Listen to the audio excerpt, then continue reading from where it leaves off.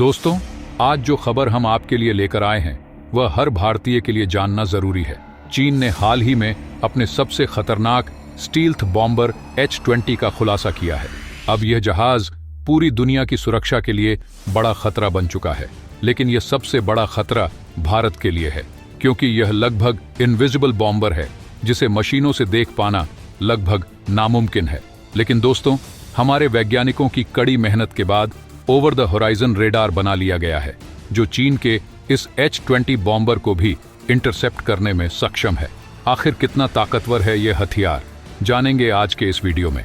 लेकिन वीडियो में आगे जाने से पहले ओवर द होराइजन रेडर बनाने वाले वैज्ञानिकों के सम्मान में इस वीडियो को लाइक करें और कमेंट बॉक्स में जय हिंद जरूर लिखें, क्योंकि जय हिंद कहना हम सब के लिए गर्व की बात है। दोस्तों, OTH यानी ओवर द होराइजन के बारे में जानने से पहले हम चीन के H-20 बॉम्बर के बारे में जान लेते हैं, ताकि हमें हमारे OTH को समझने में आसानी हो। दोस्तों, स्टील्थ बॉम्बर एक ऐसा विमान होता है जो रडार की पकड़ में नहीं आता। यानी आप सोच रहे हैं कि आसमान में क्या उड़ रहा है, और जब तक पता चलेगा तब तक ये बॉम्बर अपने काम को अंजाम दे चुका होगा। बॉम्बर्स का काम भारी मात्रा में बम लेकर उड़ान भरना होता है। जैसे ही ये तय किए गए टारगेट पर पहुंचते हैं, ये बड़े पैमाने पर बम गिराते हैं, जिससे दुश्मन को जबरदस्त नुकसान होता है, और ये नुकसान एकदम स्थायी होता है। अब दोस्तों, बॉम्बर का काम है दुश्मन की कमर तोड़ देना। ये कोई साधारण जहाज नहीं है जो कुछ मिसाइल मारकर चला जाए। नहीं, बॉम्बर्स बम गिराने के लिए होते हैं, और वो भी भारी संख्या में। इसमें वो छोटी मोटी तबाही नहीं मचाते, बल्कि दुश्मन को पूरी तरह से खत्म कर देते हैं। स्ट्रेटेजिक बॉम्बर्स का काम होता है बहुत दूर तक जाना और परमानेंट डैमेज करके लौटना।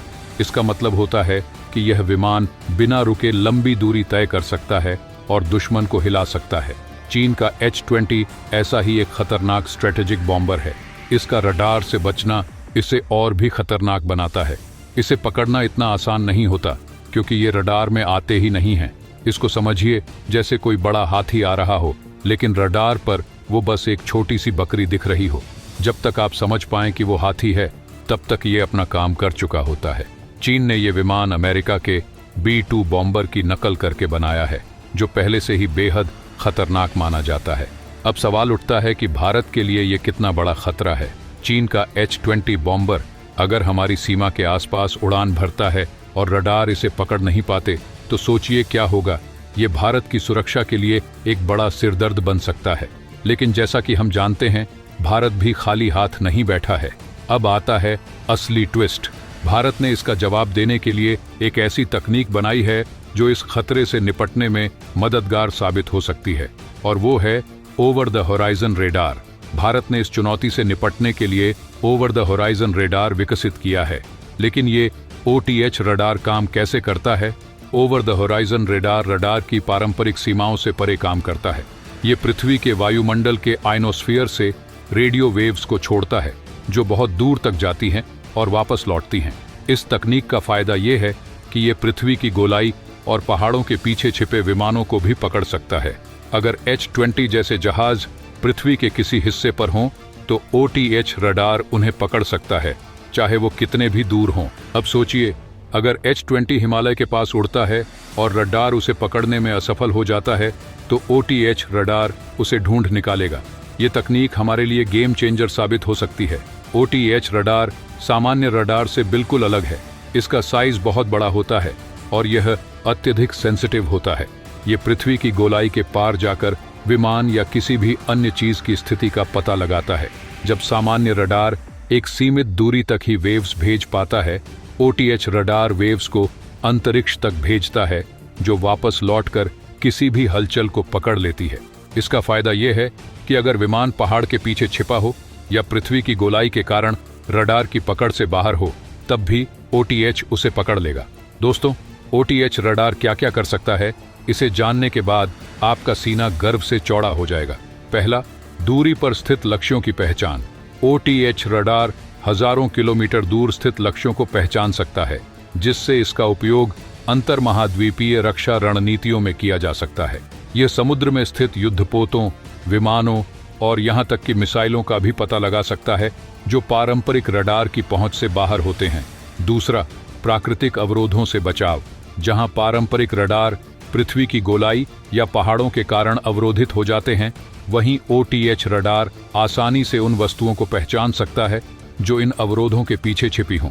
यह इसे सीमावर्ती क्षेत्रों, समुद्र और पहाड़ी इलाकों की सुरक्षा के लिए बेहद उपयोगी बनाता है। तीसरा, समय पर चेतावनी। OTH रडार की मदद से किसी भी संभावित खतरे की पहचान बहुत पहले की जा सकती है, जिससे सेना को तुरंत प्रतिक्रिया देने का मौका मिलता है। इस तकनीक से लंबी दूरी पर उड़ान भर रहे युद्धक विमानों, क्रूज मिसाइलों और अन्य हवाई खतरों को पहले से ट्रैक किया जा सकता है, जो किसी भी देश की सुरक्षा रणनीति का महत्वपूर्ण हिस्सा है। दोस्तों, हमारा OTH कितना पावरफुल होगा, इसका अंदाजा आप इस बात से लगा सकते हैं कि ये न सिर्फ आसमान तक बल्कि समुद्र के अंदर भी दुश्मन के पनडुब्बियों का पता लगा सकती है। समुद्री सीमाओं की सुरक्षा के लिए OTH रडार बेहद उपयोगी साबित हो सकता है। यह समुद्र की सतह पर लंबी दूरी तक यात्रा कर रहे युद्धपोतों, जहाज़ों और यहाँ तक कि पनडुब्बियों का भी पता लगा सकता है। तो दोस्तों, मुझे आशा है कि आप OTH के महत्व को समझ गए होंगे कि हमारे वैज्ञानिकों ने क्या बनाया है हमारी रक्षा के लिए। इसीलिए दोस्तों, वीडियो के आखिर में मैं फिर आपसे रिक्वेस्ट करूंगा कि अगर आपने अभी तक इस वीडियो को लाइक, शेयर और सब्सक्राइब नहीं किया है तो ये तीनों चीजें जरूर करें। मिलते हैं अगले वीडियो में। जय हिंद, जय भारत।